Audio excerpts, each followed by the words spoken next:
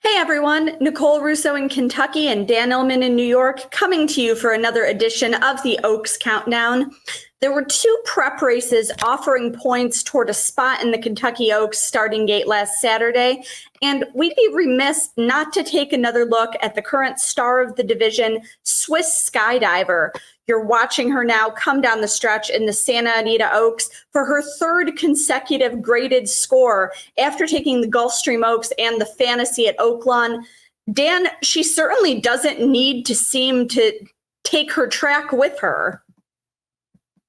Now, she is a throwback to be sure, wins at Gulfstream, wins at Oaklawn, and in this impressive performance, we have been waiting for a filly to grab this division by the horns. Swiss Skydiver definitely did so in the Santa Anita Oaks. I know it was only a four-horse field, but she went a legitimate pace up front, and you saw her striding away at the end of this race, with Finite returning from ankle surgery, with Venetian Harbor perhaps harboring some distance limitations, with Donna Veloci still recovering from a minor problem. Swiss Skydiver has soared to the top of this division. She's very good, and her tactical speed allows her to get excellent trips, it seems, in just about every race. Well, on that note, you mentioned Swiss Skydiver soaring to the top of the division. You'll see here that the filly continues to just widen her lead atop the current points list toward a spot in the 14-horse starting gate for the Kentucky Oaks.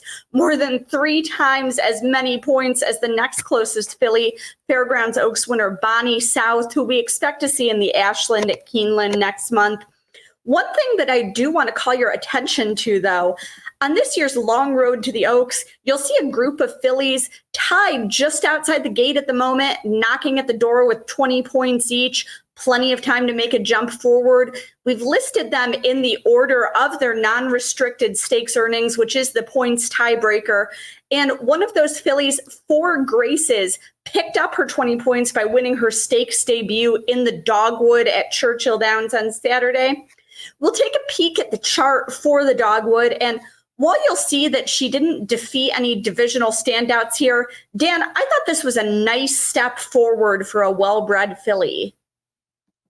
It certainly was. She showed good speed in this race. She turned back a very promising runner in Edgeway at the end. She is trained by Ian Wilkes, who certainly knows how to get a horse ready for a big race. The Wilkes-trained horses, they seem to improve with maturity. You mentioned this horse's pedigree. She is a half-sister to McCracken, who was a good 3-year-old a few years ago. At distances at about 1 1/16, I do have some concerns about Four Graces maybe going longer, going 1 1/8. She's by Majestic Perfection, more of a sprinty stallion. But this filly going the right way, 87 Beyer speed figure in the Dogwood. And hey, it always helps to have a win at Churchill Downs when you want to be an Oaks contender. Oh, certainly. And McCracken, who we mentioned, loved Churchill Downs, was a multiple graded stakes winner there. Maybe unlucky not to get his grade 1. He lost a heartbreaker in the Haskell Invitational to Girvin. These two are also half siblings to Bondurant, who was multiple graded placed routing on the turf. Their dam is a half to Mea Domina, winner of the grade 1 Gamely. Majestic Perfection, yes, a grade 1 winning sprinter, but he does have a Kentucky Oaks winner on his resume in Lovely Maria a few years back. But I do share some distance concerns about Four Graces. She has yet to win beyond 7 furlongs. She's 3 for 3 at that distance, including her debut score earlier this year at Gulfstream, which we'll watch here going the 7 furlongs. Finished 4th in her only try to date at 1 mile, also at Gulfstream. She is unbeaten at Churchill Downs, clearly loves this track.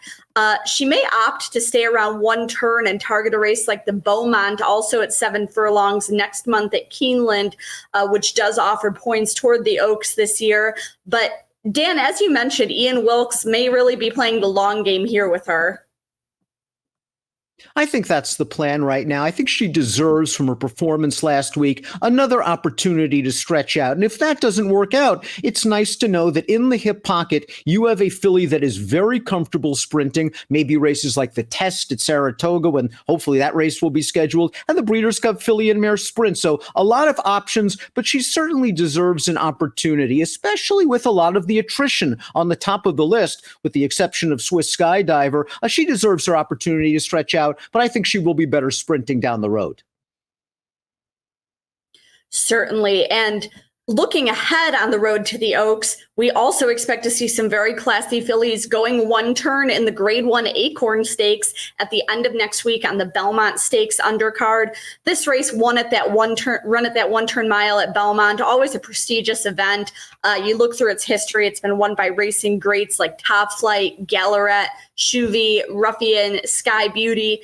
In more recent years, it has belonged to champions such as Abel Tasman and Monomoy Girl, both of whom were coming off their wins in the Kentucky Oaks. On this year's crazy calendar, the Acorn is an Oaks prep offering 50 points to the winner. Maybe we'll see some of these 7 furlong type fillies starting to stretch out to that mile. And Dan, you and I will be back in coming weeks to take a closer look at that race and look at other developments on the long road to the Kentucky Oaks right here for DRFTV.